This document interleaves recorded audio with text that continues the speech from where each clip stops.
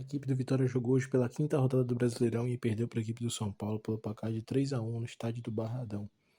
A equipe do Vitória que entrou em campo com um ponto apenas na competição, e esse ponto conquistado no Bavi, onde abriu 2-0, mas tomou um empate, né? E em 3 rodadas havia perdido duas para Cruzeiro e Palmeiras. Palmeiras em casa e Cruzeiro fora.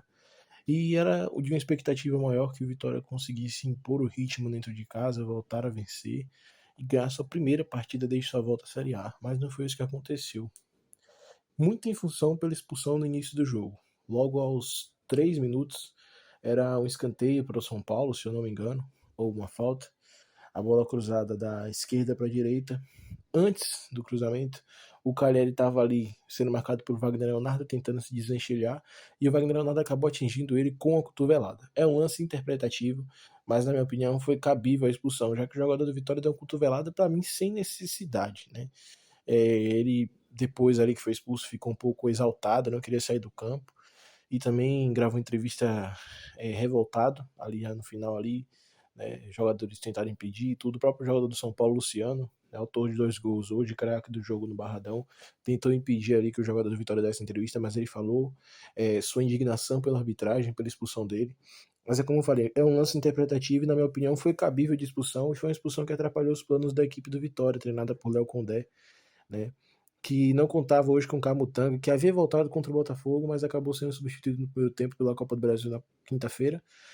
E hoje não jogou, né? Porque voltou de novo a sentir e foi vetado pelo departamento médico, né? E a dupla de zaga Camutanga e Wagner Leonardo foi uma dupla que ajudou muito o Vitória ano passado na Série B, né? E esse ano o Bruno Vini estreou, mas me parece que não tem entrosamento ainda. E falham muito no sistema defensivo ele e o Wagner Leonardo juntos, né? Na minha opinião. Um atrapalha o outro, né? Isso é bem visível. E o jogador acabou sendo expulso. Aos 6 minutos, o árbitro foi no VAR e confirmou a expulsão aos 6 minutos. Deu cartão vermelho para Wagner Leonardo. E isso atrapalhou muito os planos do Vitória, que tomou pressão do início ao fim do primeiro tempo do São Paulo, que comandou o meio-campo, alugou o meio-campo, comandou o jogo. E a equipe do Vitória acabou sofrendo gol ali aos 44. Antes o São Paulo havia botado a bola na trave, né, aos 39 ali, um ataque rápido, chute cruzado, o Lucas Arcanjo defendeu. Na verdade não, chute para dentro da área, chute de cara pro gol ali, se eu não me engano, do Igor Vinícius. Não foi do Igor Vinícius não. Não foi não, acho que foi do próprio Luciano.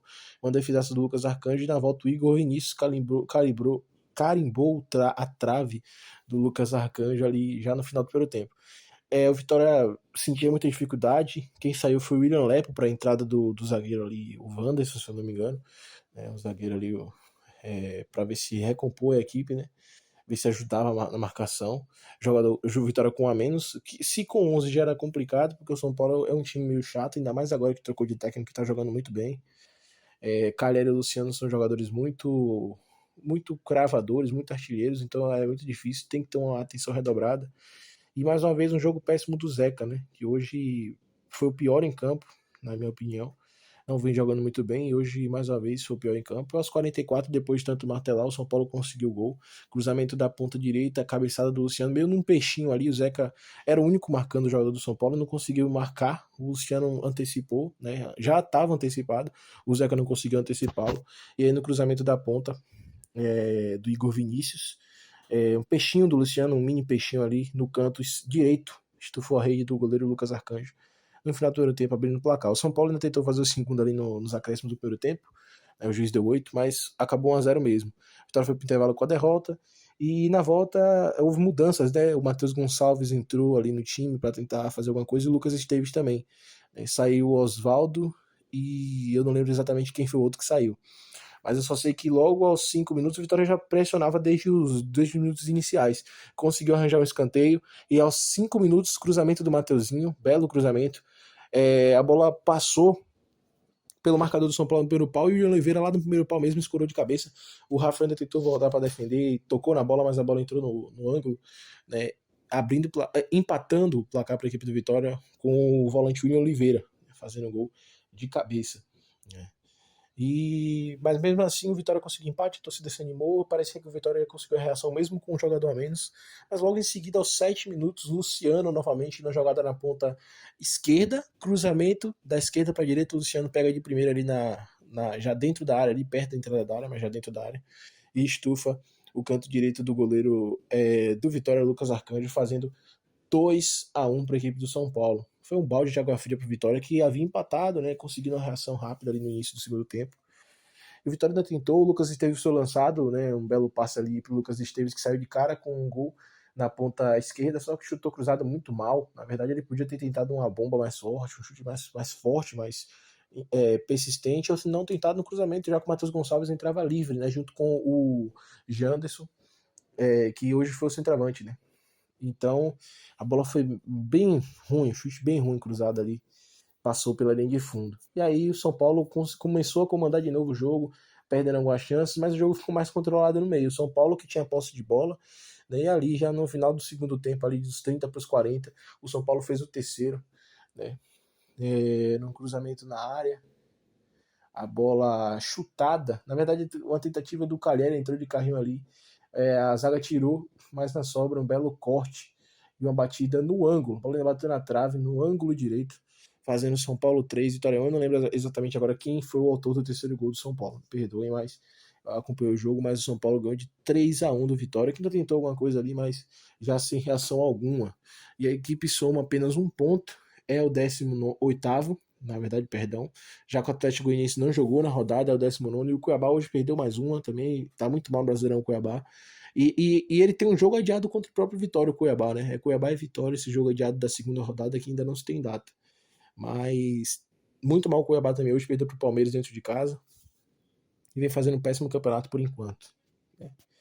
Então, o Vitória perde mais uma. É a sua segunda derrota em casa no Brasileirão. Perdeu para o Palmeiras na estreia, hoje perde para São Paulo. E o próximo jogo é contra o Vasco, próximo domingo, às 11 da manhã, lá no São Januário. É o duelo dos desesperados, né? Mesmo sendo início do Brasileirão, o Vasco hoje também perdeu mais uma. A semana passada havia sido humilhado e goleado pelo Criciúma em casa por 4-0. E agora vamos ver o que vai ser feito aí também para a equipe do Vasco. Notas do jogo, na minha opinião, Zeca, o pior do jogo, disparado pela equipe do Vitória. O melhor ali do jogo, para mim, para a equipe do Vitória, tem alguns jogadores que saíram muito bem. O próprio Mateuzinho, que deu assistência, se esforçou ali durante o jogo, tentou alguma coisa.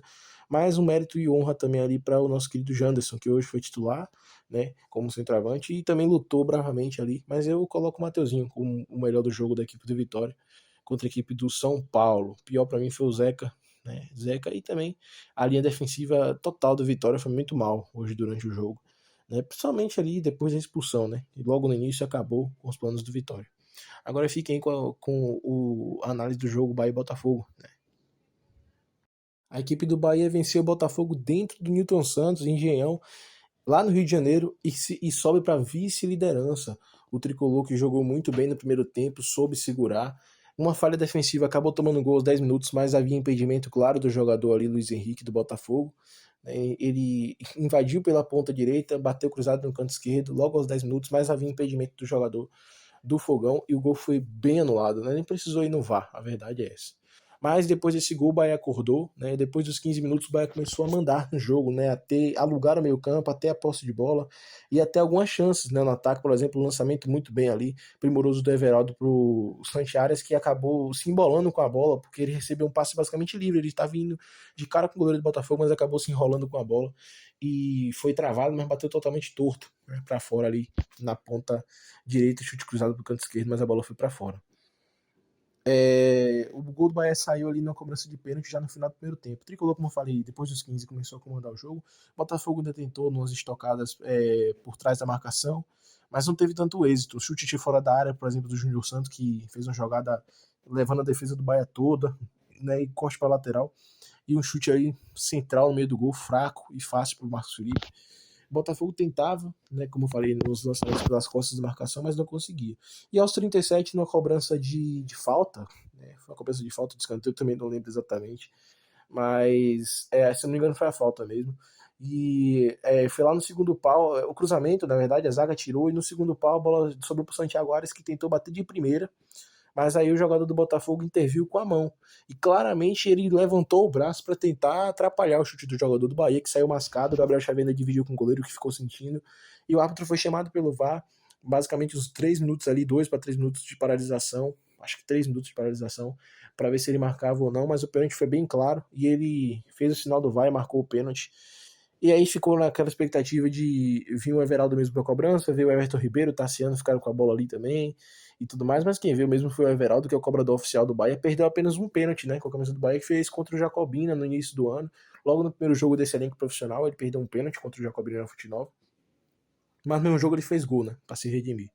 E hoje não foi diferente, aos 40 já do primeiro tempo, ele foi partir pra cobrança, bateu bonito, no ângulo direito do goleiro John, que ainda foi no mesmo canto, só que a bola foi muito bem batida. E o Everaldo faz seu terceiro gol no Brasileirão e tá entre os artilheiros da competição, né? Belo gol do Everaldo. E ali naquele momento coroava o Bahia, né? Que fazia um ótimo primeiro tempo. E foi assim pro intervalo, 1-0 Esquadrão. E o Rogério Ceni não veio com mudanças, já o Botafogo fez algumas. E acabou que o Botafogo pressionou do início do segundo tempo até os 20 minutos ali, quando conseguiu empate.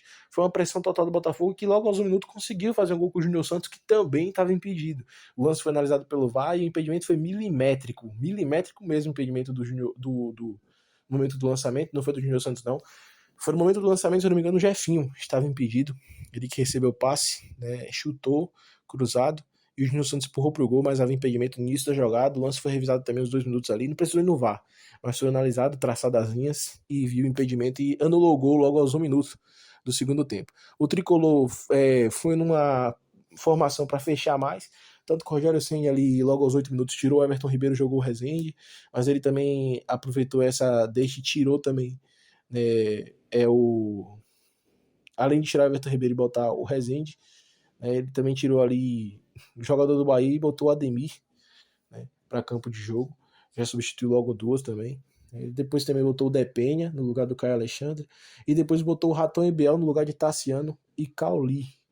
E aí, tá aí a estrela do Bahia, né? O Botafogo empatou 17-18, numa bobeira da zaga tricolor, chute de fora da... Na verdade, lançamento de fora da área, por trás da marcação, chute cruzado, se não me engano, do Savarino, defesaça do Marcos Felipe com o pé, a coxa ali. Na bola voltada para fora da área, chute muito mascado e horrível, sobrou pro Jefinho livre, sem impedimento algum, vir de trás da marcação, dominar e bater cruzado no canto direito, empatando a partida aos 17 do segundo tempo. Aí as pessoas, até eu mesmo, já imaginavam que o Bahia podia até tomar uma virada, já que o Botafogo, quando empata assim logo, tem um ímpeto para buscar a virada. E tentou ir para cima, tentou fazer essa virada, só que não com tanto êxito como imaginavam, né? E o Bahia controlou mais as ações. E com a entrada do Ratão e do Bioli já nos 30 para 35 do segundo tempo, o Bahia tentou contra-ataques, né? Tentou lançamentos e estocadas para frente. Uma delas o Biel arriscou de longe sobre o gol do goleiro John. E aí, aos 39 e 40 do segundo tempo, o Bahia dominava a bola no campo de defesa. Se eu não me engano, o Juba tocou pro Depenha, que encontrou o Ratão, que atrás da linha de marcação, sem impedimento algum, ia avançando livre. O Depenha, numa bela visão, encontrou um passe no ponto futuro. O Ratão saiu de cara com o John, limpou o goleiro numa bela jogada e bateu cruzada no canto esquerdo, ali no meio do gol pro canto esquerdo, fazendo 2-1 Bahia e enlouquecendo a torcida tricolor, que estava presente no Newton Santos, né? E o tricolor conseguia fazer 2-1 num jogo que parecia que o Bahia estava tentando segurar o empate, né? Já que tentava segurar os 3 pontos, tomou o empate e não tinha mais tanta volúpia no ataque. E o Bahia foi privilegiado e beneficiado, né, com esse contra-ataque e com esse gol já no final do jogo. Depois disso aí, o Botafogo tentou buscar alguma coisa, mas já não tinha mais forças para nada. E o juiz terminou ali aos 52. O Tricolor venceu a equipe do Botafogo no Newton Santos e chegou a 10 pontos. Só não é líder porque o Atlético Paranaense, que hoje venceu o Vasco, tem mais gols marcados do que o Bahia, né? Mas o Tricolor consegue um ótimo início de Brasileirão, né? Muitos achavam que, será que o Bahia ganha hoje? Se ganhar hoje, a gente pode ver o que o time quer. E a gente viu um time do Bahia buscando, do início ao fim, vencer o jogo. Óbvio que depois que fez 1-0 no segundo tempo, a gente viu um time mais recuado, mais cadenciador de jogo e deixando a bola com o time do Botafogo. Isso preocupou um pouco, tanto que tomou um empate, né? Tomou um gol, que foi anulado, no primeiro tempo, tomou um gol no início do segundo tempo também anulado, os 2 gols bem anulados, na minha opinião. E depois tomou um gol de empate no vacilo defensivo, né? Mais uma vez. Mas conseguiu num lance rápido de contra-ataque, belo passe do Depenha, que para mim jogou muito, mesmo entrando no segundo tempo. É um jogador bem aguerrido que ajudou o Bahia a conseguir esses 3 pontos, tanto com passe, quanto com a marcação, quanto com cadenciar o jogo. Tanto que no finalzinho ali do jogo, o Bahia teve uma falta, né? Depois o Ademir, se não me engano, tocou para ele foi cadenciando ali, né? da bandeira de escanteio para o jogo ser terminado, e foi aí que o juiz apitou o jogo, né? Um jogador bastante aguerrido, o Depenha, e que está ajudando bastante a equipe do Bahia nesse Brasileirão. Tricolor, segundo lugar, 10 pontos, né? Certo que tem alguns times que ainda vão disputar jogos adiados, por exemplo, 3 jogos foram adiados nessa rodada, do Grêmio com o Criciúma, do Inter com o Cruzeiro lá no Mineirão, e do Juventude Atlético Goianiense por causa das chuvas do Rio Grande do Sul, né? Esses jogos foram adiados. E provavelmente vai ter outra data e serão remarcados. Para mim, notas do jogo, o melhor do jogo, para mim, na minha opinião, foi o Everaldo, jogou muito bem. O Caio Alexandre, o time em si jogou muito bem, assim como contra o Grêmio, o time foi todo muito bem, né? A gente pode ter ali alguns erros defensivos, vez ou outra, mas na minha opinião, todo o time do Bahia jogou muito bem na partida de hoje. Tassiano passou apagado mais uma vez, para mim não apareceu tanto, na minha opinião, mas se esforçou bastante. Mas se for para colocar um pior do jogo, na minha opinião, foi o Cauli, que não apareceu muito mesmo, foi um jogador aquém do esperado, né? Muitos esperavam que o Cauli aparecesse mais, mas ele não apareceu, principalmente no segundo tempo, que ele ficou ali muito mais da metade do segundo tempo, né? Ele só saiu ali já no final, para a entrada do Biel e do Ratão, junto com o Tassiano, que ele saiu, mas ele não ajudou em nada, ele basicamente não apareceu muito no jogo, principalmente no segundo tempo. Então, pior do jogo, não porque jogou ruim, mas porque não apareceu tanto, o Cauli. E melhor, na minha opinião, é Everaldo, né? Pelo seu esforço durante todo o jogo, né? E pela ajuda. E menção honrosa também ao Canu e ao Gabriel Xavier, que mesmo falhando ali, ajudaram bastante no sistema defensivo do Bahia. O Luciano Juba também hoje mais uma vez jogou muito bem, assim como contra o Grêmio. Eu não falo muito do Juba, mas o Juba também jogou muito bem hoje e ajudou bastante nesses 3 pontos do Tricolor, que soma agora sua terceira vitória, terceiro triunfo, um empate e uma derrota. Próximo jogo do Bahia é contra o Bragantino, na Fonte Nova, próximo domingo, mesmo horário de hoje, 18h30, 6h30 da tarde, na Arena Fonte Nova. O Tricolor que não perde na Fonte Nova, 14 jogos invicto. E vamos ver se vai manter essa invencibilidade contra o Bragantino.